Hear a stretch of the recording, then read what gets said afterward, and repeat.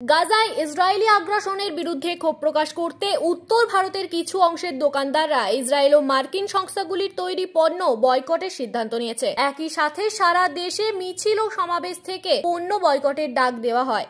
এর ফলস্বরূপ সারা দেশে ইসরায়েলি পণ্য বয়কটের প্রভাব বেশ লক্ষণীয়। আল জাজিরার একটি ভিডিও প্রতিবেদনে দেখা গেছে, মুসলিম দোকানদাররা ফিলিস্তিন ও এর জনগণের প্রতি সংহতি জানাতে পেপসি, কোকা-কোলা প্রভৃতি জনপ্রিয় পণ্য তাদের দোকানে রাখতে চাইছেন না। ভিডিওতে দেখা যাচ্ছে উত্তর ভারতের একটি রাজ্যের দোকানদার মোহাম্মদ নাদিম বলেন, বয়কট অবশ্যই তার আয়ের উপর প্রভাব ফেলবে, তবে এটি ইসরায়েল এবং মার্কিন যুক্তরাষ্ট্রকেও প্রভাবিত করবে। আমরা যখন একটি বয়কট করব তখন এটি তাদের অর্থনীতিতে কোনো না কোনো ভাবে প্রভাব ফেলবে এবং এর প্রভাব ইতিমধ্যেই শুরু হয়ে গিয়েছে।